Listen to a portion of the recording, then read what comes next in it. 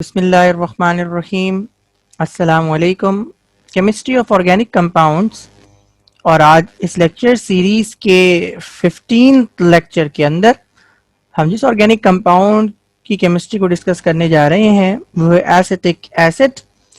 Acetic acid basically second member है carboxylic acid group का। पहला मेंबर मिथानोइक एसिड है, यानी यहाँ पर एक हाइड्रोजन मौजूद हो। ये सेकंड मेंबर है। इसके रेफरेंस से हम कार्बोक्सिलिक एसिड की केमिस्ट्री को डिस्कस करेंगे और इस आर्टिकल का भी ताल्लुक चैप्टर नंबर 9 से है जी। तो लेक्चर नंबर 15 को स्टार्ट करते हैं और इस लेक्चर के अंदर हम एसिटिक एसिड की केमिस्ट्री को डिस्कस करेंगे। केमिस्ट्री ऑफ कार्बोक्सिलिक एसिड की बात की जाए जी, तो ये कार्बोक्सिलिक एसिड का फॉर्मूला आपके सामने है जी। कार्बोनाइल कार्बन आपको नजर आ रहा है, लेकिन कार्बोनाइल कार्बन के साथ साथ अब एक और फंक्शनल ग्रुप भी मौजूद है जी, और ये हाइड्रोक्सिल फंक्शनल ग्रुप है, यानी ये आपका बाई फंक्शनल कंपाउंड है। जो पहला फंक्शनल ग्रुप है वो तो ये कार्बोनाइल कार्बन मौजूद है जी, और जो दूसरा फंक्शनल ग्रुप है वो आपका हाइड्रोक्सिल ग्रुप है। लेकिन जब ये कार्बोनाइल कार्बन और हाइड्रोक्सिल ग्रुप जब एक साथ आके अटैच हो जाते हैं तो इस पूरे ग्रुप को, जिसका फार्मूला बनता है COOH, इसको आप कार्बोक्सिलिक एसिड फंक्शनल ग्रुप कहते हैं जी। तो ये कार्बोनाइल कार्बन पे बेस्ड करता हुआ एक और फंक्शनल ग्रुप आप पढ़ने जा रहे हैं। अगर हम एल्डिहाइड की बात करें तो एल्डिहाइड में और कार्बोक्सिलिक एसिड में क्या फर्क है इसको जरा देख लेते हैं जी। तो OH की जगह यहाँ पे H लगा होगा तो ये एल्डिहाइड होगा। अगर OH की जगह यहाँ पर कार्बन या कार्बन की चेन यानी R लगा होगा तो ये कीटोन होगा। और अगर यहाँ पर R या H नहीं लगा है बल्कि इसके बदले OH लगा हुआ है तो ये पूरा कार्बोनाइल कार्बन इस हाइड्रोक्सिल ग्रुप के साथ क्या कहलाता है, COOH, इसका फार्मूला बन जाता है और ये कार्बोक्सिलिक एसिड फंक्शनल ग्रुप कहलाता है जी। सिर्फ एक तरफ से चेन बढ़ सकती है। जो पहला मेंबर है उसके अंदर यहाँ पर कोई कार्बन नहीं बल्कि हाइड्रोजन मौजूद होता है और उसको आप में मीथानोइक एसिड कहते हैं। खैर उसके रेफरेंस से तो हम इसको स्टडी नहीं करेंगे। हम एसिटिक एसिड के, जिसको आप इथेनोइक एसिड कहते हैं, उसके रेफरेंस से कार्बोक्सिलिक एसिड की केमिस्ट्री को डिस्कस करेंगे। तो कार्बोक्सिलिक एसिड ये जनरल नाम है इसका, और जो आईयूपैक्स सिस्टम के तहत इसका नाम है, इसको अल्केनोइक एसिड कहते हैं। तो अल्केन तो आपको कार्बन की तादाद बता रहा है जी, और OIC एसिड ये इस बात का सबूत है जी कि इसके अंदर जो फंक्शनल ग्रुप है वो कार्बोक्सिलिक एसिड फंक्शनल ग्रुप है जी। तो अल्केनोइक एसिड ये इस कंपाउंड का आईयूपैक्स सिस्टम के तहत नाम है और इन जनरल इसको कार्बोक्सिलिक एसिड कहते हैं जी। और इस R की जगह अगर मैं एक कार्बन लगा दूं तो कार्बन की तादाद 2 हो जाती है, और 2 को आप आईयूपैक्स की टर्मिनोलॉजी के अंदर इसको इथ कहते हैं, तो इथेनोइक एसिड कहलाता है। कॉमन टर्मिनोलॉजी में 2 कार्बन को एसिड कहते हैं, तो ये एसिटिक एसिड कहलाता है जी। तो एसिटिक एसिड ये कार्बोक्सिलिक एसिड का सबसे ज्यादा इस्तेमाल होने वाला एसिड है जी, और बहुत कॉमन है। इसी की केमिस्ट्री को हम आज के लेक्चर में डिस्कस करेंगे जी। So this is alkanoic acid. The first member has only one carbon, which is known as methanoic acid. But in this lecture, we study the chemistry of ethanoic acid, which has 2 carbon and a carboxylic acid functional group. सबसे पहले acetic acid की तैयारी के तरीके पढ़ेंगे और उसके बाद फिर हम इसकी केमिकल रिएक्शन को डिस्कस करेंगे। तो आइए इसकी तैयारी के तरीके देखते हैं। ये पहला तरीका है जी, और ये लिखा हुआ है जी फ्रॉम पायरोलोजीनियस एसिड। तो पायरोलोजीनियस एसिड से एसिटिक एसिड को बनाना, या आप ये कहें जी क्योंकि पायरोलोजीनियस एसिड वुड से हासिल होता है, तो वुड से एसिटिक एसिड को बनाना, तो बेसिकली ये मेथड प्रिपरेशन का तो नहीं है बल्कि ये मेथड एक्सट्रैक्शन का है जी। तो जो वुड है जी, उस वुड की डिस्ट्रक्टिव डिस्टिलेशन करवाई जाती है, और वुड की डिस्ट्रक्टिव डिस्टिलेशन करवाने से आपको पायरोलोजीनियस एसिड मिलता है। बेसिकली पायरोलोजीनियस एसिड उस लिक्विड को कहते हैं जिसके अंदर एसिटिक एसिड समेत और मुख्तलिफ ऑर्गेनिक कंपाउंड्स मौजूद होते हैं, और उस पायरोलोजीनियस एसिड की आपको फ्रैक्शनल डिस्टिलेशन करवानी पड़ती है एसिटिक एसिड को अलहदा करने के लिए, सेपरेट करने के लिए। तो बेसिकली आपने एसिटिक एसिड प्रिपेयर तो नहीं किया बल्कि एसिटिक एसिड वुड के अंदर मौजूद था, जिसको पहले आपने कन्वर्ट किया लिक्विड स्टेट के अंदर एक्सट्रैक्शन के जरिए आपने, या उसके डिस्ट्रक्टिव डिस्टिलेशन के जरिए आपने पायरोलोजीनियस एसिड के अंदर कन्वर्ट किया और फिर पायरोलोजीनियस एसिड की फ्रैक्शनल डिस्टिलेशन करवा के आपने एसिटिक एसिड को हासिल किया। तो ये मेथड एसिटिक एसिड की तैयारी का तो नहीं है, प्रिपरेशन को तो नहीं है, लेकिन आप इसको एक्सट्रैक्शन कह सकते हैं जी। तो ये इक्वेशन अब आपके सामने है जी। तो वुड की जब डिस्ट्रक्टिव डिस्टिलेशन करवाई जाती है, यानी वुड को हीट किया जाता है strongly in the presence of different solvents, तो उसके नतीजे में जो मुख्तलिफ ऑर्गेनिक कंपाउंड हैं वो क्या हो जाते हैं जी, एक्सट्रैक्ट हो जाते हैं और ऑर्गेनिक कंपाउंड का मिक्सचर आपको हासिल होता है जी। वाटर सॉल्युबल ऑर्गेनिक कंपाउंड है, एसिटिक एसिड भी आपका वाटर सॉल्युबल ऑर्गेनिक कंपाउंड है जी। तो ये जो मिक्सचर होता है जिसके अंदर एसिटिक एसिड, एसीटोन, मीथानॉल और मुख्तलिफ ऑर्गेनिक कंपाउंड मौजूद होते हैं जी, इस मिक्सचर को आप पायरोलोजीनियस एसिड कहते हैं जी। तो मुख्तलिफ ऑर्गेनिक कंपाउंड इसके अंदर बशमूल एसिटिक एसिड भी मौजूद होता है। जब आप इसकी फ्रैक्शनल डिस्टिलेशन करवाते हैं तो फ्रैक्शनल डिस्टिलेशन में आपको मुख्तलिफ ऑर्गेनिक कंपाउंड मिलते हैं और उसके अंदर एक आपको एसिटिक एसिड भी मिलता है जी। तो वुड के अंदर एसिटिक एसिड और मुख्तलिफ ऑर्गेनिक कंपाउंड मौजूद थे, आपने इसकी सॉल्वेंट की प्रेजेंस में डिस्ट्रक्टिव डिस्टिलेशन करवाई, जिसके नतीजे में ये सारे के सारे ऑर्गेनिक कंपाउंड्स सॉल्वेंट एक्सट्रैक्ट के अंदर आ गए और इस एक्सट्रैक्ट के अंदर मुख्तलिफ ऑर्गेनिक कंपाउंड मौजूद हैं जिसको आप पायरोलोजीनियस एसिड कह रहे हैं। अब हमने क्या करना है, इनको सेग्रीगेट करना है, इनको सेपरेट करना है और बॉइलिंग पॉइंट की बेसिस पर इनको सेपरेट किया जाता है और उसके लिए आपको फ्रैक्शनल डिस्टिलेशन करवानी पड़ती है, जो हमने चैप्टर नंबर 6 के अंदर डिटेल के अंदर डिस्कस की है जी। तो जब आप फ्रैक्शनल डिस्टिलेशन करवाते हैं तो उसके नतीजे में आपको एसिटिक एसिड मिलता है जो आपका डिजायर्ड कंपाउंड है। तो ये पहला तरीका है पायरोलोजीनियस एसिड की से एसिटिक एसिड को हासिल करने का, लेकिन this is not the method of preparation of acetic acid but actually it is the method of extraction of acetic acid from pyroligneous acid which is obtained by the destructive distillation of wood. तो ये ethanoic acid आपको मिला जी, क्योंकि acetic acid इसका common name है और ethanoic acid ये इसका आईयूपीएच सिस्टम के तहत नाम है। ये दूसरा तरीका है एसिटिक एसिड को बनाने का और यहाँ पे लिखा हुआ है फ्रॉम इथाइन। तो इथाइन से आपने एसिटिक एसिड बनाना है जी, और इथाइन की केमिस्ट्री आप पढ़ चुके हैं तो इसका मतलब ये है कि ये रिएक्शन आपके लिए नया नहीं होगा क्योंकि आप इथाइन की केमिस्ट्री को अच्छी तरीके से जानते हैं जी। तो इथाइन का रिएक्शन जब वाटर से करवाया जाता है in the presence of acidic medium, तो आपको ये याद होगा जी कि आपको विनाइल अल्कोहल मिलता है और विनाइल अल्कोहल आपका अनस्टेबल होता है जी और उसके अंदर मॉलिक्यूलर रीअरेंजमेंट होती है और विनाइल अल्कोहल की मॉलिक्यूलर रीअरेंजमेंट से आपको इथेनॉल मिलता है। ठीक है जी। तो ये पहला रिएक्शन है कि इथाइन का रिएक्शन वाटर से करवाया जाता है एसिडिक मीडियम के अंदर और इस एसिडिक मीडियम को ऑब्टेन करने के लिए आप मर्क्यूरस सल्फेट और सल्फ्यूरिक एसिड को इस्तेमाल करते हैं। इन दोनों के मिक्सचर ये एसिडिक मीडियम प्रोवाइड करता है जी। ये रिएक्शन एसिडिक मीडियम के अंदर होता है, ये बॉन्ड ब्रेक होता है, इस वाटर का बॉन्ड ब्रेक होता है, एक हाइड्रोजन इस कार्बन पे चला जाता है, OH दूसरे वाले कार्बन पे चला जाता है और इसके नतीजे में आपको अनसैचुरेटेड अल्कोहल मिलता है। 2 कार्बन और डबल बॉन्ड की वजह से इसको आप विनाइल अल्कोहल कहते हैं।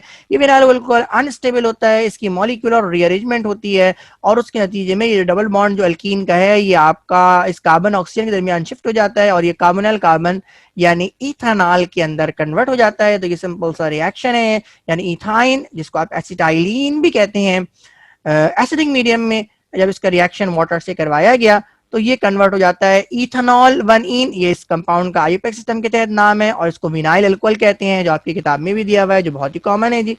और इस विनाइल अल्कोहल की रीअरेंजमेंट के जरिए आपको इथेनॉल मिलता है और इथेनॉल को आप एसिड एल्डिहाइड भी कहते हैं। तो यानी अभी आपको एसिटिक एसिड नहीं मिला, बल्कि एसिटिक एसिड से पहले आपने इसको किस में कन्वर्ट कर दिया, एल्डिहाइड के अंदर कन्वर्ट कर दिया। अब आप ये जानते हैं जी, और ये रिएक्शन भी अब आपके लिए नहीं है, नया नहीं है, जब आपके सामने आने जा रहा है जी, कि इथेनॉल से एसिटिक एसिड आपने बनाया है जी।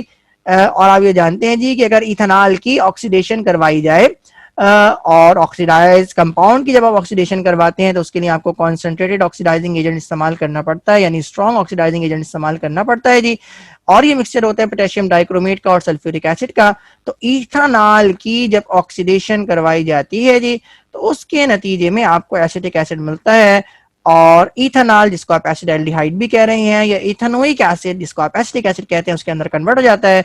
और होता क्या है जी कि ये ऑक्सीजन इस हाइड्रोजन के साथ एडअप हो जाती है और इस हाइड्रोजन को ये हाइड्रोक्सिल फंक्शनल ग्रुप के अंदर कन्वर्ट कर देती है।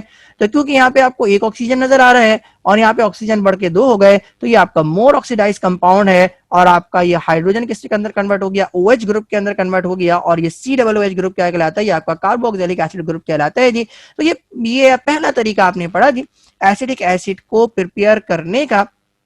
तो ये तरीका देखिए, ये दोनों जो इक्वेशंस जो आपके सामने हैं, ये दोनों ही आप साबका लेक्चर्स के अंदर पढ़ चुके हैं जी। जिस वक्त आप इथाइन की केमिस्ट्री को डिस्कस कर रहे थे, वहां पे आपने ये इथाइन का रिएक्शन करवाया था वाटर के साथ एसिडिक मीडियम में, जिसके जरिए आपको सबसे पहले विनाइल अल्कोहल मिला था और इस बारे में आपने पढ़ा था जी कि विनाइल अल्कोहल अनस्टेबल होता है, इसके अंदर मॉलिक्यूलर रीअरेंजमेंट होती है। किस तरह से होती है ये हमने पीछे लेक्चर के अंदर डिस्कस किया था। और मॉलिक्यूलर रीअरेंजमेंट के बाद ये इथेनॉल के अंदर कन्वर्ट हो जाता है, यानी इथाइन अनसैचुरेटेड अल्कोहल में कन्वर्ट होने के बाद एल्डिहाइड के अंदर कन्वर्ट हो जाता है। और आप ये जानते हैं जी कि एल्डिहाइड की अगर हम ऑक्सीडेशन करवाएंगे तो एल्डिहाइड के ऑक्सीडेशन से आपको एल्डिहाइड से ज्यादा जो ऑक्सीडाइज कंपाउंड होते हैं यानी कार्बोक्सिलिक एसिड होते हैं वो मिलते हैं जी। तो 2 कार्बन वाला आपका एल्डिहाइड 2 कार्बन वाले कार्बोक्सिलिक एसिड के अंदर कन्वर्ट हो जाता है, यानी इथेनॉल किसके अंदर, इथेनोइक एसिड के अंदर कन्वर्ट हो जाता है जी। तो ये पहला तरीका था एसिडिक एसिड को प्रिपेयर करने का और यहाँ आपने एसिडिक एसिड को इथाइन के जरिए से प्रिपेयर किया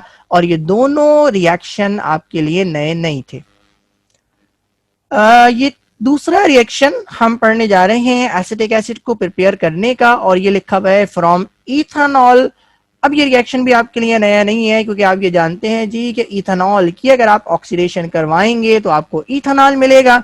और अब आप इससे पहले वाले रिएक्शन के अंदर आप ये रिएक्शन देख चुके हैं कि इथेनॉल की अगर ऑक्सीडेशन करवाएंगे तो आपको एसिटिक एसिड मिलेगा। तो इसी रिएक्शन को हम देखते हैं जी। तो इथेनॉल की जब ऑक्सीडेशन करवाई जाती है in the presence of strong oxidising agent potassium dichromate and sulphuric acid, तो इसकी वजह से आपको इथेनॉल मिलता है। ये रिएक्शन भी आपके लिए नया नहीं है, आप ये इथेनॉल की केमिस्ट्री के अंदर ब्रीफली डिस्कस कर चुके हैं जी। तो ये पहला रिएक्शन है जी कि इथेनॉल जिसको आप इथाइल अल्कोहल कहते हैं, ऑक्सीडेशन के बाद ये किस में कन्वर्ट हो गया, इथेनॉल के अंदर कन्वर्ट हो गया। और यहाँ इस रिएक्शन में हुआ क्या है जी, इस ऑक्सीजन पे मौजूद हाइड्रोजन और उसी के साथ जो कार्बन है उस पे मौजूद एक हाइड्रोजन इस ऑक्सीजन के साथ वाटर बना के निकल गया और उसकी वजह से इस कार्बन का और इस ऑक्सीजन की एक एक वैलेंसी खाली हुई, जिसके नतीजे में इस कार्बन और ऑक्सीजन के दरमियान डबल बॉन्ड बन गया और हाइड्रोक्सिल ग्रुप ये कार्बोनाइल कार्बन के अंदर कन्वर्ट हो गया। तो क्योंकि यहाँ पर एक तरफ H लगा हुआ है तो ये आपका एल्डिहाइडिक ग्रुप है, इसका मतलब है इथेनॉल किसके अंदर कन्वर्ट हो गया, इथेनॉल के अंदर कन्वर्ट हो गया, यानी इथाइल अल्कोहल एसिड एल्डिहाइड के अंदर कन्वर्ट हो गया। तो ये पहला स्टेप है। और दूसरा स्टेप अभी आपने पिछले वाले रिएक्शन में भी पढ़ा कि अगर मजीद ऑक्सीडेशन करवाई जाएगी यानी इथेनॉल की ऑक्सीडेशन करवाई जाएगी in the presence of strong oxidising agent, तो उसके नतीजे में इथेनॉल किसके अंदर कन्वर्ट हो जाएगा, इथेनोइक एसिड के अंदर कन्वर्ट हो जाएगा। तो ये इथेनॉल की ऑक्सीडेशन करवाई गई तो ये ऑक्सीजन इस हाइड्रोजन के साथ एड अप हो गया और इस एल्डिहाइडिक फंक्शनल ग्रुप को इसने कार्बोक्सिलिक एसिड फंक्शनल ग्रुप के अंदर कन्वर्ट कर दिया। तो क्योंकि ऑक्सीजन की तादाद बढ़ गई तो ये मोर ऑक्सीडाइज कंपाउंड है, यानी इथेनॉल जिसको आप एसिडल्डिहाइड भी कहते हैं वो इथेनोइक एसिड यानी एसिटिक एसिड में कन्वर्ट हो गया जी। तो ये आपके सामने एसिडिक एसिड को बनाने का दूसरा तरीका आया और इसके अंदर भी जो इक्वेशंस आपने स्टडी की हैं वो तमाम ही इक्वेशन आप पीछे लेक्चर्स के अंदर पढ़ चुके हैं। ये अगला तरीका है जी एसिडिक एसिड को बनाने का और ये लिखा हुआ है फ्रॉम एसीटोन। तो देखिए ये तरीका भी आपके लिए नया नहीं है क्योंकि जो पिछला लेक्चर है उसके अंदर आपने एसीटोन की केमिस्ट्री को ब्रीफली डिस्कस किया है। और आप ये जानते हैं जी कि एसिटिक एसिड की अगर आप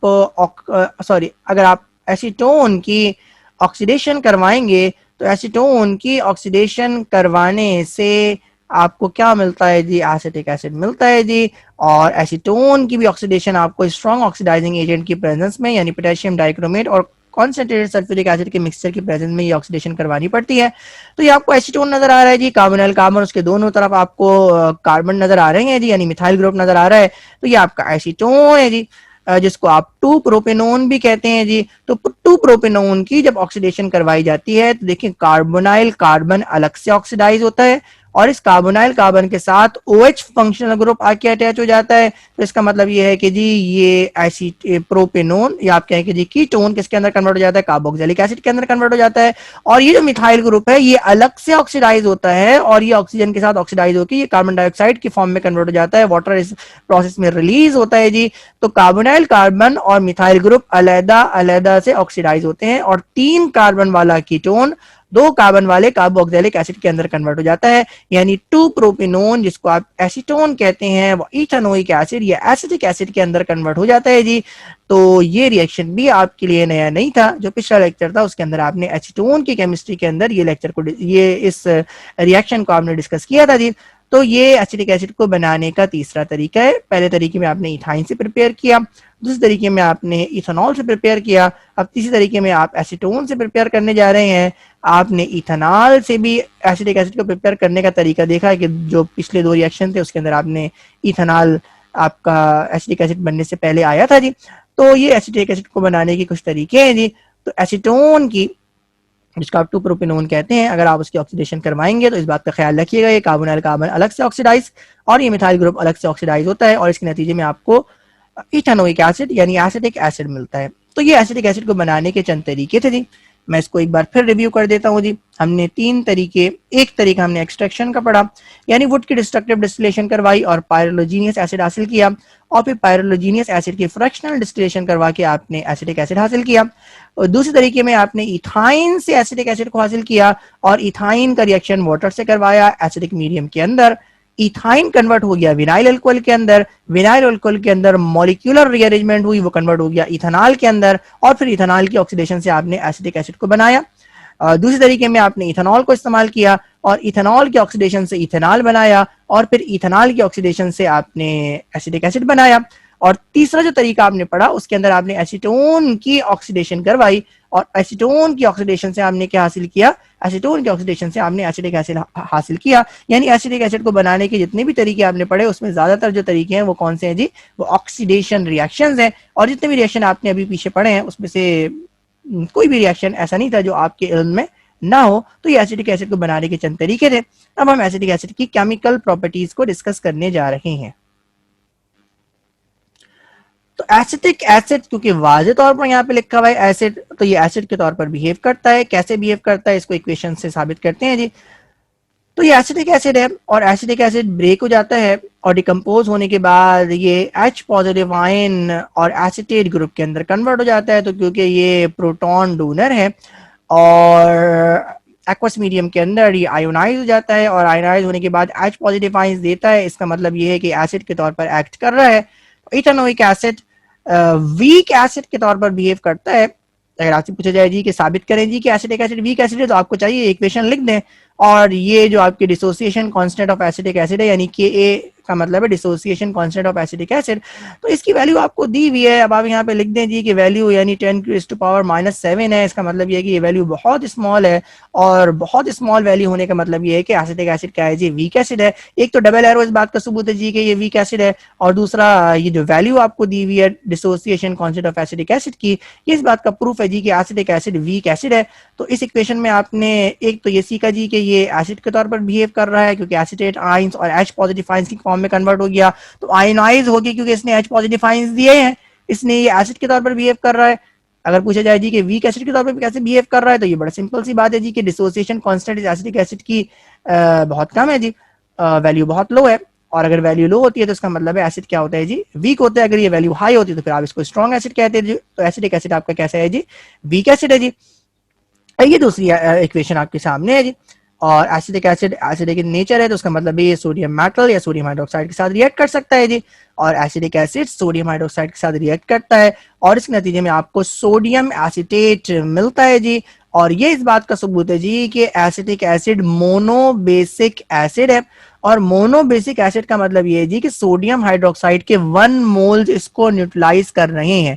तो अगर 1 मोल्स न्यूट्रलाइज करेंगे, देखिए क्योंकि ये एक H पॉजिटिव आयन दे रहा है तो इसका मतलब है इसको न्यूट्रलाइज होने के लिए एक ही OH नेगेटिव आयंस की जरूरत है, इसलिए ये आपका मोनोबेसिक एसिड कहलाता है। अगर 2 की जरूरत होती अगर ये 2H पॉजिटिव है, जिस तरह सल्फ्यूरिक एसिड होता है, तो वो आपका डाइबेसिक एसिड है जी, क्योंकि उसके अंदर 2 हाइड्रोजन होते हैं और उसको न्यूट्रलाइज करने के लिए 2 ही OH ग्रुप की जरूरत पड़ती है। तो खैर एसिडिक एसिड यहाँ पे आपका मोनोबेसिक एसिड है। तो अगर इम्तिहान में सवाल आता है जी कि आप इक्वेशन लिखें जी, write down the equation to show that acidic acid is monobasic acid, तो आपको चाहिए कि आप इस इक्वेशन को लिखें, क्योंकि ये इक्वेशन आपको ये बता रही है जी कि एसिडिक एसिड आपका मोनोबेसिक एसिड है, क्योंकि ये 1 मोल्स अल्कली के न्यूट्रलाइज कर रहा है, या इसको न्यूट्रलाइज करने के लिए अल्कली के 1 मोल्स चाहिए जी।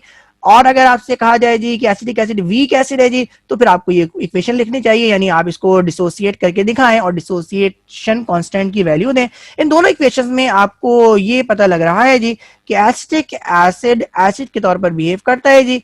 दूसरी वाली इक्वेशन से आपको पता लग रहा है कि ये मोनोबेसिक एसिड के तौर पर बिहेव कर रहा है। पहली वाली इक्वेशन से आपको ये पता लग रहा है जी कि ये वीक एसिड है जी, और इसकी डिसोसिएशन कांस्टेंट की वैल्यू बहुत कम है जी। तो एसिटिक एसिड डिसोसिएट होके एसिटेट आयंस के अंदर कन्वर्ट होता है, और एसिटिक एसिड जब सोडियम हाइड्रोक्साइड के साथ रिएक्ट करता है तो ये सोडियम इथेनोएट या सोडियम एसिटेट के अंदर कन्वर्ट हो जाता है जी। तो ये सोडियम एसिटेट का फार्मूला CH3COONA, इसको आप सोडियम इथेनोएट भी कहते हैं। तो ये पहला आपने केमिकल प्रॉपर्टी पढ़ी एसिडिक एसिड की, जिसमें आपने ये देखा जी कि एसिडिक एसिड एसिड के तौर पर बिहेव कर रहा है। ये दूसरी केमिकल प्रॉपर्टी आपके सामने है, और ये रिएक्शन आपके लिए नया नहीं है, और आप ये जानते हैं जी, और आपने ये इथेनॉल की केमिस्ट्री के अंदर ब्रीफली डिस्कस किया था जी, और वहां पे मैंने आपको बताया गया था कि एस्टरिफिकेशन का मतलब है जी the reaction for the formation of ester.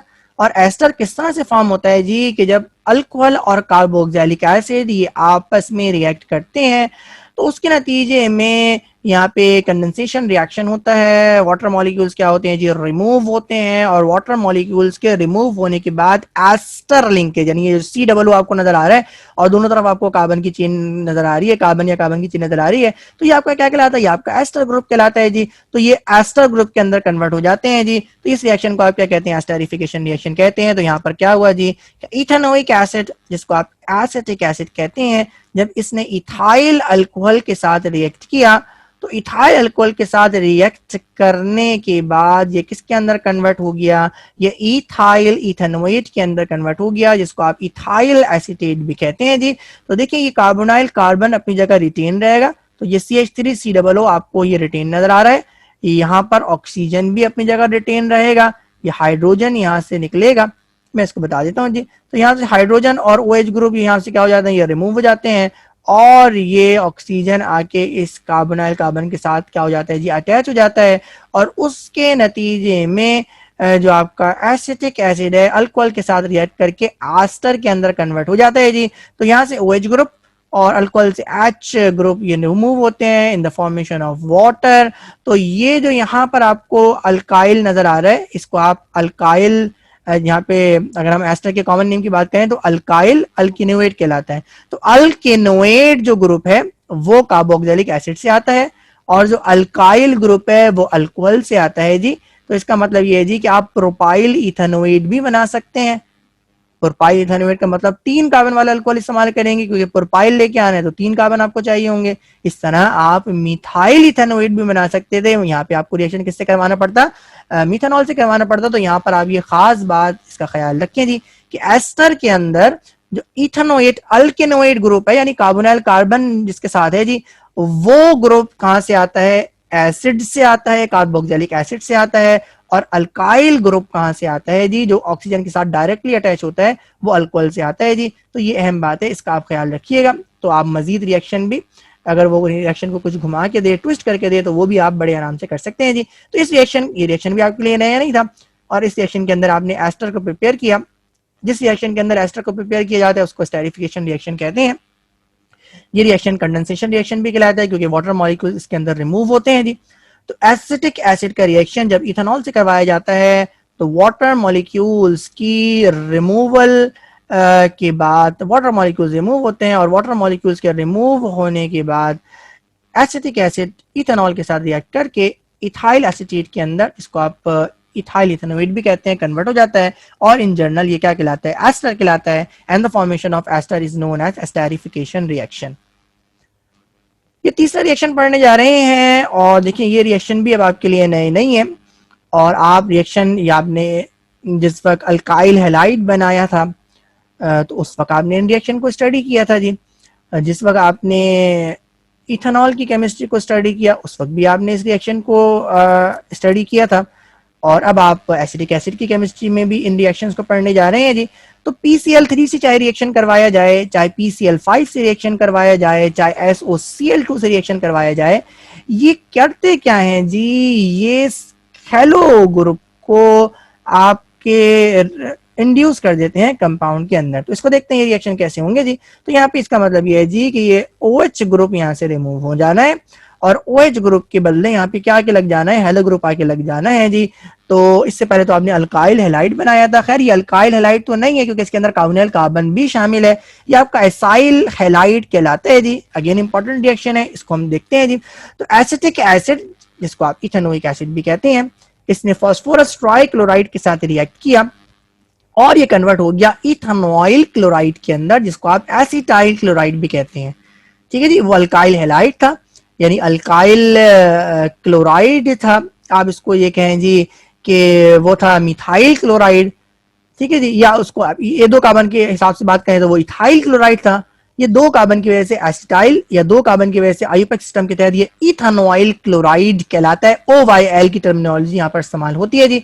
तो सिंपल सा रिएक्शन है और बिल्कुल उसी तरीके से रिएक्शन है जो आपने इथेनॉल के अंदर पढ़ा है जी। इथेनॉल के अंदर OH रिमूव हो जाता था और Cl आके लग जाता था। यहाँ पर भी क्या हुआ जी कि कार्बोक्सिलिक एसिड का OH रिमूव हो गया और Cl आके लग गया, लेकिन अब यहाँ पे Cl क्योंकि कार्बोनाइल कार्बन के साथ आके लगा है जी, तो ये एक नए फंक्शनल ग्रुप के अंदर कन्वर्ट हो गया और इस फंक्शनल ग्रुप को आप एसाइल हैलाइड्स कहते हैं जी, जो इसका जनरल नेम है। और ये जो कंपाउंड आपके सामने है, क्योंकि दो कार्बन है इसलिए इसको इथेनॉइल या दो कार्बन की वजह से इसको एसिटाइल क्लोराइड कह रहे हैं जी। और बाकी रिएक्शन सेम है, सारी की सारी स्टोइचियोमेट्री सेम है जी। 3 मोल इस्तेमाल होते थे वहां पे भी, यहाँ पर भी इस्तेमाल हुए हैं। और फॉस्फेरिक एसिड आपको वहां पे भी मिलता था जी, और फॉस्फोरस एसिड आपको यहाँ पर भी मिला है जी।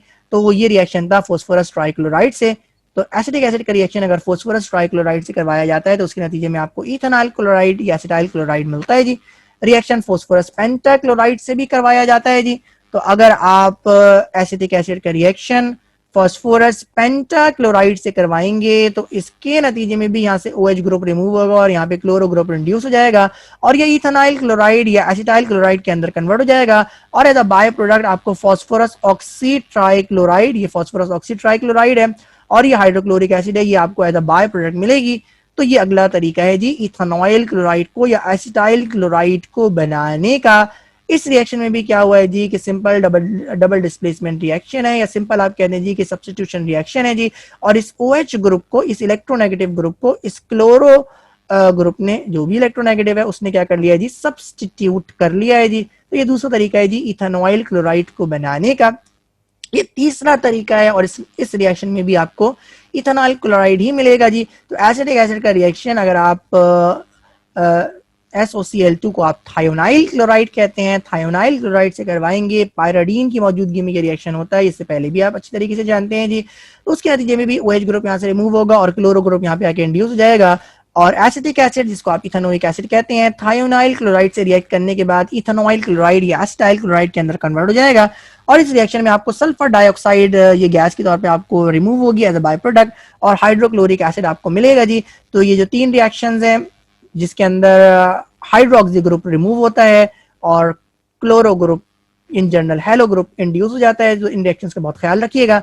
ये 3 रिएक्शन यानी फास्फोरस ट्राइक्लोराइड से, फास्फोरस पेंटाक्लोराइड से और उसके बाद फिर आपने थायोनाइल क्लोराइड से, ये रिएक्शन आपने अल्कोहल की केमिस्ट्री के अंदर भी डिस्कस किए थे जी।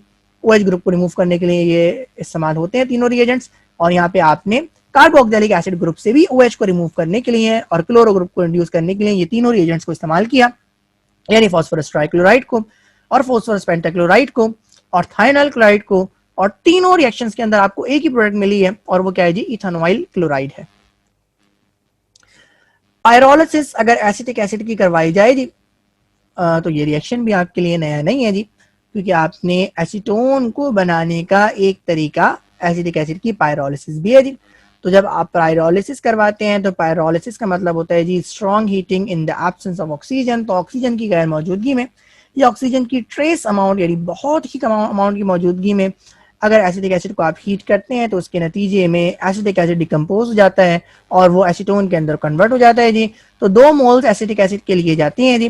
और इसको मैग्नीज डाइऑक्साइड की प्रेजेंस में 500 डिग्री सेंटीग्रेड तक हीट किया जाता है, जिसके नतीजे में यहाँ डिकम्पोजिशन होती है और एसिटिक एसिड एसीटोन के अंदर कन्वर्ट हो जाता है और इसके नतीजे में कार्बन डाइऑक्साइड और वाटर आपका क्या होता है जी, एज अ बाय प्रोडक्ट के तौर पर आपको मिलता है जी। तो ये रिएक्शन क्या कहलाता है, पायरोलिसिस कहलाता है। तो एसिटिक एसिड की पायरोलिसिस करके आप लेस ऑक्सीडाइज कंपाउंड यानी एसीटोन प्रिपेयर करते हैं जी, और 2 कार्बन वाले कार्बोक्सिलिक एसिड को आप 3 कार्बन वाले कीटोन के अंदर कन्वर्ट कर देते हैं। तो ये रिएक्शन क्या कहलाता है, पायरोलिसिस कहलाता है जी। एसिटिक एसिड के 2 मोल्स इस्तेमाल होते हैं जी, और एक जो मॉलिक्यूल है, ये मैंने पिछले लेक्चर के अंदर ब्रीफली डिस्कस किया था, तो एक मॉलिक्यूल से आपका कार्बोक्सिलिक एसिड ग्रुप रिमूव हो जाता है, दूसरे से सिर्फ OH ग्रुप रिमूव होता है, मिथाइल बचता है, वो मिथाइल कार्बोनाइल कार्बन के साथ आके अटैच हो जाता है, आपको एसीटोन मिल जाता है, और जो कार्बोक्सिलिक एसिड ग्रुप और OH ग्रुप रिमूव हुआ उसके नतीजे में आपको कार्बन डाइऑक्साइड और वाटर मिलती है जी। तो ये अगला रिएक्शन था एसिटिक एसिड का, और इस रिएक्शन में आपने एसिटिक एसिड की पायरोलिसिस करी, यानी इसको स्ट्रांगली हीट किया इन द एब्सेंस ऑफ ऑक्सीजन, और उस नतीजे में आपको क्या मिला जी, एसीटोन मिला।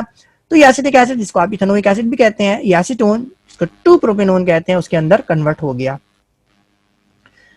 अच्छा जी, अब हम तो क्या आपकी किताब के अंदर की कुछ रिएक्शंस भी हैं, इसको भी हम स्टडी करने जा रहे हैं, और ये आपके basically derivatives of acetic acid कहलाते हैं जी। और असल में ये जो सब्सटेंसेस हैं जी, ये असल में इसका जो मेन रिएक्टेंट है वो क्या है जी, एसिटाइल क्लोराइड है। लेकिन क्योंकि एसिटाइल क्लोराइड की केमिस्ट्री को आपने अलहदा से डिस्कस नहीं करना, इसलिए हम इसको डेरिवेटिव ऑफ एसिटिक एसिड कह रहे हैं। यानी एसिटिक एसिड को पहले आपने एसिटाइल क्लोराइड के अंदर कन्वर्ट किया, और अभी आपने 3 रिएक्शन पढ़े, और उसके अंदर आपने एसिटाइल क्लोराइड बनाया, यानी फास्फोरस ट्राइक्लोराइड से रिएक्शन करवाया, फास्फोरस पेंटाक्लोराइड से रिएक्शन करवाया, और थायोनाइल क्लोराइड से रिएक्शन करवाया, और एसिटिक एसिड किसके अंदर कन्वर्ट हो गया, एसिटाइल क्लोराइड के अंदर कन्वर्ट हो गया। अब ये एसिटाइल क्लोराइड का रिएक्शन अब हम करवाने जा रहे हैं, और उससे जो कंपाउंड मिलेंगे वो बेसिकली कंपाउंड तो एसिटाइल क्लोराइड के हैं जी, लेकिन क्योंकि एसिटाइल क्लोराइड को एसिटिक एसिड से बनाते हैं, इसलिए ये basically derivatives of acetic acid भी कहलाते हैं जी। तो वो कंपाउंड्स जो एसिटिक एसिड से प्रिपेयर हो वो आपके डेरिवेटिव्स कहलाते हैं, चाहे वो बराह रास्त प्रिपेयर हो या बिलवास्ता प्रिपेयर हो। अभी तक तो आपने जो रिएक्शंस पढ़े थे उसके अंदर आपने डायरेक्ट मेथड पढ़ा था, एसिटिक एसिड से आपको डायरेक्टली वो कंपाउंड मिल गए थे, लेकिन यहाँ पे एसिटिक एसिड को पहले कन्वर्ट करना पड़ा आपको एसिटाइल क्लोराइड के अंदर, और फिर एसिटाइल क्लोराइड के रिएक्शन करवाएंगे और उससे आपको ये कंपाउंड मिलेंगे। इसलिए ये कंपाउंड आपके, इन कंपाउंड्स को आप डेरिवेटिव्स ऑफ एसिटिक एसिड भी कहते हैं। डायरेक्टली नहीं मिलते हैं बल्कि इनडायरेक्ट मेथड से मिलते हैं। पहले एसिटिक एसिड को एसिटाइल क्लोराइड के अंदर कन्वर्ट करना पड़ता है by the reaction with phosphorus trichloride, phosphorus pentachloride and thionyl chloride, और उसके बाद ये रिएक्शन करवाए जाते हैं। आइए इन रिएक्शन को देखते हैं, और ये इम्तिहान में बहुत बार आए हैं तो इनका आपने बहुत ख्याल रखना है। ये पहला रिएक्शन है जी, और एसिटाइल क्लोराइड का आप रिएक्शन करवाने जा रहे हैं जी इथेन अमाइड से जी। तो ये एसिटाइल क्लोराइड आपके सामने है जी, CH3COO, OH की जगह यहाँ पे क्या लगा हुआ है, क्लोरो लगा हुआ है, इसलिए आपका एसिटाइल क्लोराइड या इथेनॉल क्लोराइड कहला रहा है। इसका रिएक्शन आपने किससे करवाया, इसका रिएक्शन आपने अमोनिया से करवाया जी। तो जब आप इसका रिएक्शन अमोनिया से करवाएंगे, NH3 इसका फॉर्मूला है जी, H आपको हटाना है जी, इसलिए हमने H को अलग करके दिखाया जी। तो होता क्या है जी, ये HCl यहाँ से रिमूव हो जाता है और ये अमीनो फंक्शनल ग्रुप यहाँ पर कार्बोनिल कार्बन के साथ आके अटैच हो जाता है जी। और जब भी कार्बोनिल कार्बन के साथ अमीनो ग्रुप आके लग जाएगा तो ये एक नया फंक्शनल ग्रुप है, और इसको आप क्या कहते हैं, अमाइड कहते हैं जी। तो ये इथेन अमाइड के अंदर कन्वर्ट हो गया। हुआ क्या है जी, ये HCl यहाँ से क्या हुआ है जी, रिमूव हुआ है, और इस कार्बोनिल कार्बन की वैलेंसी खाली हुई है, इस नाइट्रोजन की वैलेंसी खाली हुई है, और इन दोनों ने आपस में क्या बना लिया, नया बॉन्ड बना लिया है, और आपको एक नया फंक्शनल ग्रुप मिल गया है जी। यानी कार्बोक्सिलिक एसिड फंक्शनल ग्रुप पहले एसाइल फंक्शनल ग्रुप के अंदर कन्वर्ट हुआ था, और उसके बाद ये किसके अंदर, अमाइड फंक्शनल ग्रुप के अंदर कन्वर्ट हो गया। तो ये आपके लिए नया फंक्शनल ग्रुप है। तो इस रिएक्शन का भी आपने बहुत ख्याल रखना है। यानी आप एसिटिक एसिड से इथेन अमाइड बना सकते हैं, लेकिन ये रिएक्शन 2 स्टेप के अंदर होगा, डायरेक्ट ये रिएक्शन पे आप नहीं पहुंच सकते जी। तो पहले आपको एसिटिक एसिड को इथेनॉइल क्लोराइड के अंदर कन्वर्ट करना पड़ेगा, उसके बाद इथेनॉइल क्लोराइड का रिएक्शन अमोनिया से करवाना पड़ेगा, जिसके नतीजे में आपको इथेन अमाइड मिलेगा, एक नया फंक्शनल ग्रुप आपको मिलेगा, और ये आपका एसिटिक एसिड का डेरिवेटिव है जी, क्योंकि इसको आपने एसिटिक एसिड से हासिल किया है जी, और बिलवास्ता आपने इथेनामाइड को एसिटिक एसिड से हासिल किया है जी, इसलिए आपका डेरिवेटिव ऑफ एसिटिक एसिड है जी। तो डायरेक्ट तो आप इसको हासिल नहीं कर सकते जी, पहले आप इसको इथेनॉल क्लोराइड के अंदर कन्वर्ट करेंगे और फिर इथेनॉल क्लोराइड का रिएक्शन अमोनिया से करवाएंगे, जिसके नतीजे में आपको इथेन अमाइड मिलेगा जी। तो इस रिएक्शन के अंदर क्या हुआ है इसको एक बार हम देख लेते हैं जी, कि ये जो क्लोरो है ग्रुप है और ये H हाइड्रोजन जो है ये दोनों आपस में क्या हो जाएंगे, रिएक्ट करेंगे और ये यहाँ से रिमूव हो जाएंगे कार्बोनाइल कार्बन की, और आपको HCl मिलेगा। कार्बोनाइल कार्बन की वैलेंसी और इस नाइट्रोजन की वैलेंसी खाली होगी, जिसके नतीजे में कार्बोनाइल कार्बन और अमीनो ग्रुप के दरमियान बॉन्ड बनेगा और COO और CONH2 सॉरी CONH2 ये आपका अमाइड ग्रुप कहलाता है जी। इसको आप अमाइड लिंकेज भी कहते हैं। आगे आप चैप्टर नंबर 10 के अंदर इसको ब्रीफली डिस्कस करेंगे जी। जिस वक्त हम फाइबर पढ़ने जाएंगे जी, वहाँ पे इसकी थोड़ा सा यूज़ है जी। प्रोटीन्स के अंदर भी इसका यूज़ है, वो भी हम डिस्कस करेंगे जी आगे चैप्टर नंबर 10 और 11 के अंदर जी। तो ये आपका एक नया फंक्शनल ग्रुप अब आपके सामने आया, एक ही रिएक्शन आपकी किताब के अंदर है जी, और एसिटिक एसिड का ये डेरिवेटिव कहलाता है जी। तो इथेन अमाइड को बनाने का यहाँ पे आपने तरीका सीखा। ये अगला रिएक्शन है जी, और अगर हम रिएक्शन करवाएंगे एसिटाइल क्लोराइड का, जो कि एसिटिक एसिड से आपने बनाया है, अगर इसका रिएक्शन करवाएंगे सोडियम मिथॉक्साइड से, और आप ये जानते हैं जी सोडियम मिथॉक्साइड आपको किससे मिलता है, अल्कोहल से मिलता है जी। अल्कोहल का रिएक्शन सोडियम से करवाएं तो आपको सोडियम मिथॉक्साइड मिल जाता है जी। तो एसिटाइल क्लोराइड का रिएक्शन अगर सोडियम मिथॉक्साइड से करवाएंगे तो उसके नतीजे में आपको एस्टर मिलता है। तो एस्टर को बनाने का ये एक तरीका है जी। तो ये इथेनाइल क्लोराइड है, जिसको आप एसिटाइल क्लोराइड भी कहते हैं। इसका रिएक्शन आपने सोडियम मिथॉक्साइड से करवाया और आपको क्या मिल गया, इथाइल इथेनोएट मिल गया, जिसको आप इथाइल एसीटेट भी कहते हैं। और यहाँ पे क्या हुआ है जी, ये क्लोरो ग्रुप इस सोडियम के साथ क्या हो गया है जी, चला गया है और सोडियम क्लोराइड बना के यहाँ पे निकल गया है। और कार्बोनाइल कार्बन में कार्बन की एक वैलेंसी और इस ऑक्सीजन की वैलेंसी खाली हुई है, और ये कार्बन और ऑक्सीजन आपस में आके क्या हो गए जी, अटैच हो गए हैं जी। और ये COO ग्रुप यहाँ पे इंड्यूस हो गया, यानी आपको एस्टर मिल गया है। तो एसिटिक एसिड से एस्टर बनाने का एक तरीका ये भी है, और ये इनडायरेक्ट मेथड है कि पहले आप एसिटिक एसिड को इथेनॉइल क्लोराइड के अंदर यानी एसिटाइल क्लोराइड के अंदर कन्वर्ट करें, और फिर एसिटाइल क्लोराइड का रिएक्शन आप इथेनॉल के डेरिवेटिव यानी इथेनॉल के सोडियम डेरिवेटिव से करवाएं, यानी इथेनॉल का रिएक्शन पहले सोडियम से करवाएं तो ये सोडियम मिथॉक्साइड के अंदर कन्वर्ट हो जाएगा, और फिर इन दोनों डेरिवेटिव्स का आपस में रिएक्शन करवाएं तो आपको क्या मिल जाता है, एस्टर मिल जाता है। तो एस्टर को एसिटिक एसिड से बनाने का ये इनडायरेक्ट मेथड है जी, कि आपको पहले एसिटिक एसिड को एसिटाइल क्लोराइड के अंदर कन्वर्ट करना पड़ेगा, और उसके बाद फिर इसका रिएक्शन जब सोडियम मिथॉक्साइड से करवाएंगे तो आपको क्या मिलेगा जी, एस्टर मिलेगा। ये तीसरा रिएक्शन है और one of the most important reaction, इम्तिहान में ये बहुत बार पूछा गया है, और यहाँ पे फिर एक नया फंक्शनल ग्रुप इंड्यूस हो रहा है जिसको आप एनहाइड्राइड कहते हैं जी। तो अब आपने दो ये डेरिवेटिव है किसकी, एसिटिक एसिड के। एसिटाइल क्लोराइड भी एसिटिक एसिड का डेरिवेटिव है, और सोडियम एसीटेट यानी एसिटिक एसिड का रिएक्शन अगर आप सोडियम मेटल से करवाएं या सोडियम हाइड्रोक्साइड से करवाएं तो आपको सोडियम एसीटेट मिलता है। तो दोनों ही डेरिवेटिव एसिटिक एसिड के हैं, ठीक है जी। तो ये एसिटिक एसिड का डेरिवेटिव है, क्लोरो डेरिवेटिव है, और ये क्या है जी, इथेनॉइल क्लोराइड है जिसको आप एसिटाइल क्लोराइड भी कहते हैं। ये सोडियम डेरिवेटिव है एसिटिक एसिड का जिसको आप सोडियम इथेनोएट या सोडियम एसीटेट भी कहते हैं। जब आपस में इन दोनों का रिएक्शन करवाया जाएगा तो आपको एनहाइड्राइड मिलता है, और एनहाइड्राइड की खास पहचान ये है जी कि दो कार्बोनाइल कार्बन, ये आपको एक कार्बोनाइल कार्बन नजर आ रहा है, ये आपको दूसरा कार्बोनाइल कार्बन नजर आ रहा है, ये ईथर ग्रुप यानी ऑक्सीजन से, डाइवेलेंट ऑक्सीजन से कनेक्टेड होते हैं, और इसके नतीजे में ये जो आपको फंक्शनल ग्रुप नजर आ रहा है COO और CO, ये जो ग्रुप है ये नया फंक्शनल ग्रुप है और इसको आप एनहाइड्राइड कहते हैं जी। तो ये एनहाइड्राइड लिंकेज, ये एनहाइड्राइड ग्रुप कैसे इंड्यूस हुआ, तो हुआ क्या है जी, ये क्लोरो इस सोडियम को अपने साथ ले गया और सोडियम क्लोराइड की फॉर्म में यहां से रिमूव हो गया, इस कार्बन की वैलेंसी खाली हुई, इस कार्बोनाइल कार्बन की वैलेंसी खाली हुई, इस ऑक्सीजन की वैलेंसी खाली हुई, और ये कार्बोनाइल कार्बन इस ऑक्सीजन से क्या हो गया जी, कनेक्ट हो गया, और ये ऑक्सीजन फिर दोबारा कार्बोनाइल कार्बन से कनेक्ट है जी। तो ये COO ये नया फंक्शनल ग्रुप आपके पास इंड्यूस हुआ, और ये क्या कहलाता है, एनहाइड्राइड कहलाता है। तो पहली बार जब मैंने एनहाइड्राइड का स्ट्रक्चर आपको दिया था तो मैंने आपको बताया था इसका एक ही रिएक्शन है आपकी किताब में जिसको हम आगे स्टडी करेंगे। तो ये रिएक्शन अब आपके सामने आ गया है, दिस इज एनहाइड्राइड। तो इस रिएक्शन का आपने बहुत ख्याल रखना है। तो इथेन एनहाइड्राइड भी इसको कहते हैं, और इसको एसिटिक एनहाइड्राइड भी कहते हैं। देखिए एनहाइड्राइड तो इसे इसलिए कह रहे हैं क्योंकि इसके अंदर ये पूरे ग्रुप को यानी इन दो कार्बन को की वजह से इसको एनहाइड्राइड कह रहे हैं, यानी दो कार्बोनाइल कार्बन का ऑक्सीजन ग्रुप से इंड्यूस होना, इसलिए इसको एनहाइड्राइड कहते हैं। और एक कार्बन इसके लेफ्ट पे लगा हुआ है और एक कार्बन इसके राइट पे लगा हुआ है, इसलिए इसके अंदर 2 कार्बन है, उसकी वजह से इसको एसिटिक या इसको इथेन कह रहे हैं जी।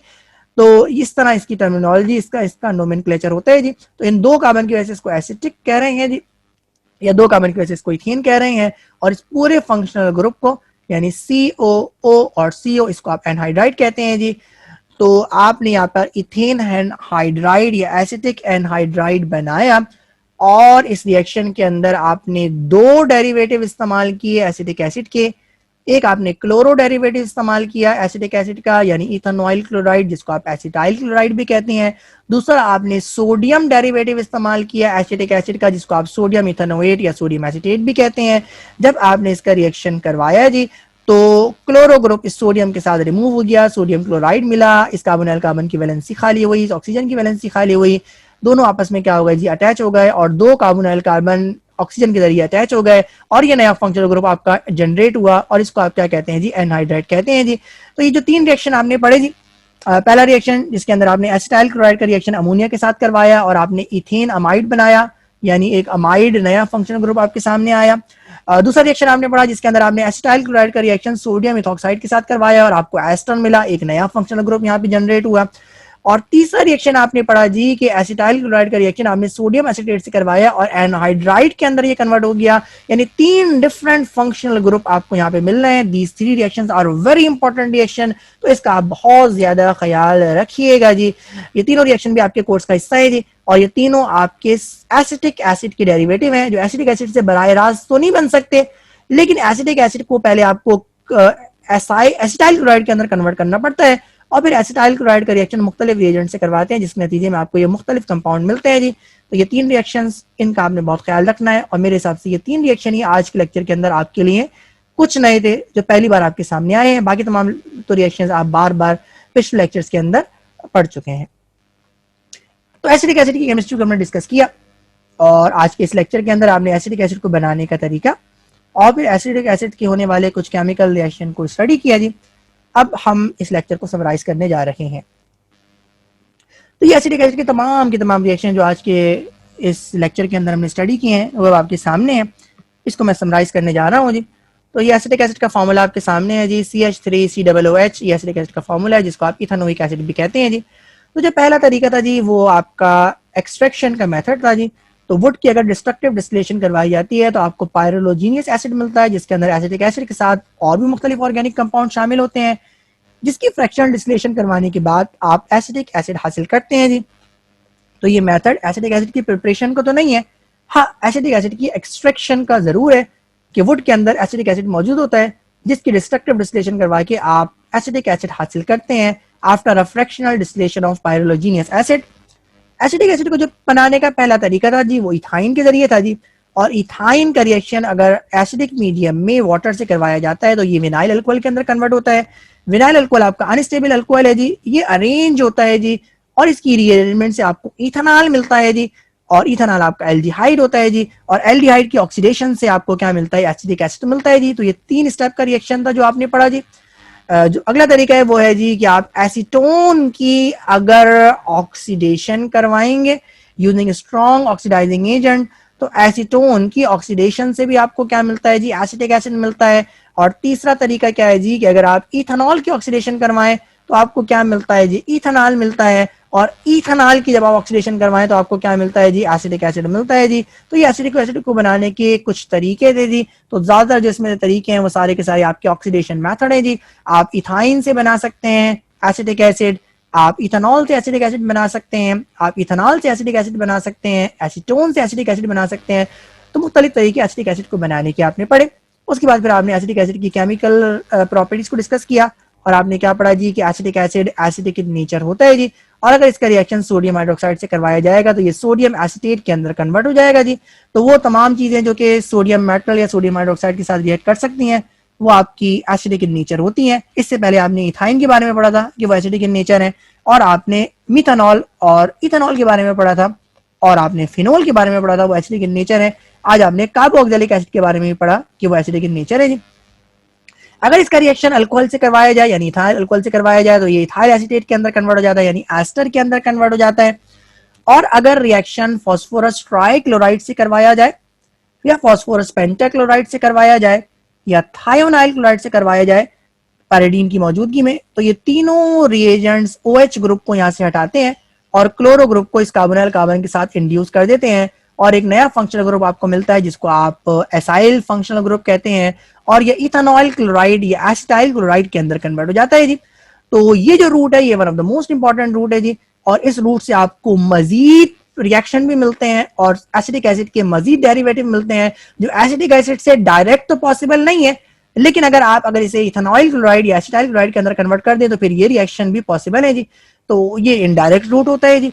और इथेनॉइल क्लोराइड का रिएक्शन अगर आप अमोनिया के साथ करवाएंगे तो आपको इथेन अमाइड मिलेगा, तो अमाइड फंक्शनल ग्रुप या आपको नया फंक्शनल ग्रुप इंड्यूस हो जाएगा जी। अगर आप इथेनॉइल क्लोराइड का रिएक्शन सोडियम इथॉक्साइड के साथ करवाएंगे तो इसके नतीजे में आपको एस्टर मिलेगा यानी इथाइल एसीटेट मिलेगा।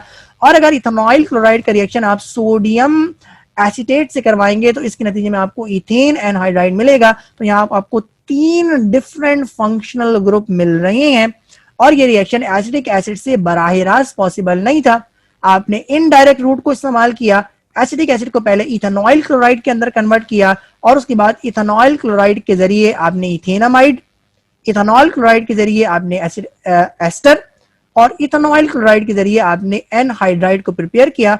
तो ये एसिटिक एसिड और एसिटिक एसिड के डेरिवेटिव्स की केमिस्ट्री आपके सामने है। तो ये मैंने एसिटिक एसिड को समराइज किया है। इम्तिहान में एसिटिक एसिड से रिलेटेड क्वेश्चन किस तरह से पूछे गए हैं, आइए इसको हम देखते हैं। ये पहला सवाल आपके सामने है जी और इक्वेशन बेस्ड ये क्वेश्चन है और ये लिखा हुआ है give the equation for the following reaction. Esterification reaction के बारे में आपसे कह रहे हैं जी। एस्टेरिफिकेशन का रिएक्शन का मतलब है जी एस्टर बना के दिखाइए, और आप जानते हैं जी कि एसिटिक एसिड का रिएक्शन अगर इथेनॉल से करवाया जाएगा तो आपको एस्टर मिल जाएगा जी। सिंपल सी इसकी इक्वेशन है। अगर आप दूसरे सवाल देखें तो दूसरे सवाल के अंदर भी आपको एस्टर ही बनाने को कहा गया है जी और लिखा हुआ है जी acetic acid is heated with ethanol in the presence of concentrated sulphuric acid. तो एस्टेरिफिकेशन रिएक्शन क्योंकि एसिडिक मीडियम के अंदर होता है वो यहाँ पे इन्होंने मेंशन करके दिया है जी।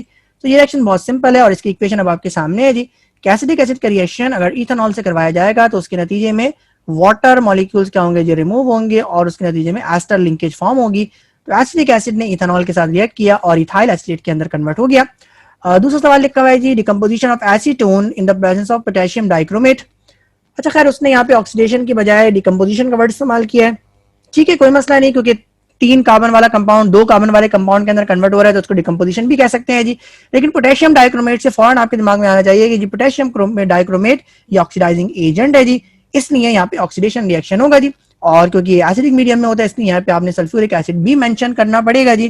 तो एसीटोन का रिएक्शन जब आपने पोटेशियम डाइक्रोमेट से करवाया एसिडिक मीडियम के अंदर उसने मेंशन नहीं किया था, लेकिन क्योंकि ये रिएक्शन एसिडिक मीडियम के बगैर नहीं होगा इसलिए आपको यहाँ पे मेंशन करना पड़ेगा। तो ऑक्सीडेशन होगी और ये कन्वर्ट हो जाएगा एसिटिक एसिड के अंदर। डिकम्पोजिशन इसलिए कह रहे हैं कि 3 कार्बन वाला कंपाउंड 2 कार्बन वाले कंपाउंड के अंदर कन्वर्ट हो गया और कार्बन डाइऑक्साइड रिमूव हुई, इसलिए इस रिएक्शन को जिसको आप ऑक्सीडेशन कह रहे हैं जी इसकी नेचर को देखते हुए तो इसको आप डिकम्पोजिशन रिएक्शन भी कह सकते थे। ये दूसरा सवाल आपके सामने है और लिखा हुआ है जी what is the main constituent of vinegar. Vinegar के अंदर मेन कॉन्स्टिट्यूएंट क्या होता है, सिरके के अंदर मेन कॉन्स्टिट्यूएंट क्या होता है, तो आप अच्छे तरीके से जानते हैं जी कि ये एसिटिक एसिड होता है जी, जिसको आप इथेनोइक एसिड भी कहते हैं और इसी का रिएक्शन इथेनॉल के साथ करवा रहे थे जी।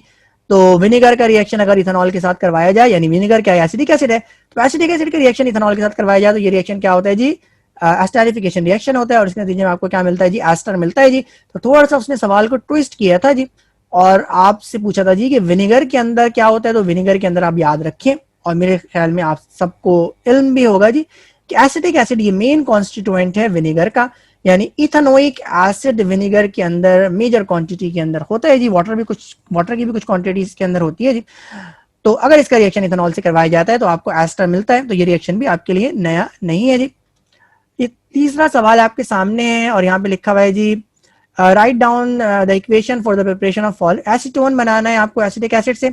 तो एसिटिक एसिड की अगर आप पायरोलिसिस करेंगे तो उसके नतीजे में आपको एसीटोन मिल जाएगा। तो आपने एसिटिक एसिड के 2 मोल्स लिए, इसके रिएक्शन आपने मैग्नीज डाइऑक्साइड से करवाया, 500 डिग्री सेंटीग्रेड तक आपने इसको हीट किया, तो एसिटिक एसिड एसीटोन के अंदर कन्वर्ट हो गया। तो ये आपने इसकी इक्वेशन दे दी। अगला सवाल लिखा हुआ है जी एसिडामाइड फ्रॉम एसिटाइल क्लोराइड। तो इसका मतलब ये है कि एसिटिक एसिड से के डेरिवेटिव यानी एसिटाइल क्लोराइड का रिएक्शन आपने किससे करवाना पड़ेगा, अमोनिया से करवाना पड़ेगा। और एसिटाइल क्लोराइड का रिएक्शन जब आप अमोनिया से करवाते हैं तो ये H और ये Cl ये रिमूव हो जाते हैं और उसके नतीजे में ये NH2 ग्रुप यानी अमीनो ग्रुप इस कार्बोनिल कार्बन के साथ अटैच हो जाता है और ये एसिड अमाइड या इथेन अमाइड के अंदर कन्वर्ट हो जाते हैं। तो ये भी आपने अभी पीछे इक्वेशन को पढ़ा और इम्तिहान में ये पूछा गया है जी। क्वेश्चन नंबर 4 अब आपके सामने है जी और यहाँ पर भी इक्वेशन का सवाल है जी और ये लिखा हुआ है जी oxalic acid from ethyne and methanoic acid from ethyne जी। तो ये खैर आज के लेक्चर में तो नहीं पढ़ा लेकिन आप ये अच्छी तरीके से जानते हैं कि मिथानोइक एसिड भी आपका कार्बोक्सिलिक एसिड है और ऑक्सैलिक एसिड भी कार्बोक्सिलिक एसिड है और उसके अंदर दो कार्बोक्सिलिक एसिड ग्रुप एक साथ मौजूद होते हैं जी। तो ये दोनों ही रिएक्शन आपके लिए नए तो नहीं है और ये दोनों ही आपने इथाइन के अंदर पढ़े हैं। One of the most important reaction जो ये कंडीशन बेस्ड है जी, इसको हम डिस्कस करते हैं जी।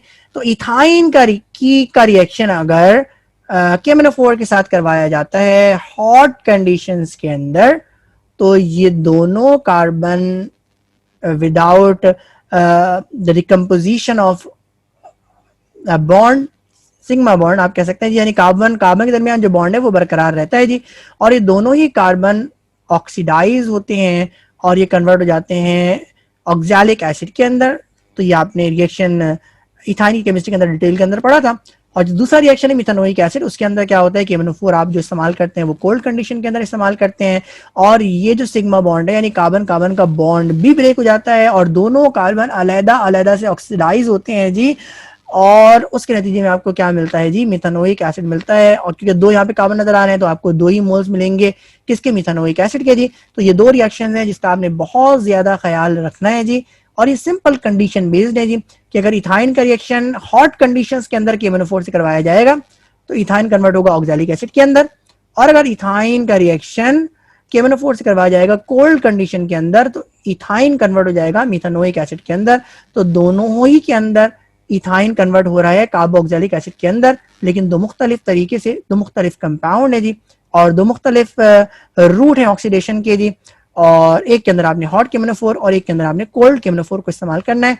तो इस स्लाइड का बहुत ख्याल रखिएगा, they are one of the most important reaction और फ्रीक्वेंटली आस्क्ड क्वेश्चन इम्तिहान के अंदर ये है जी।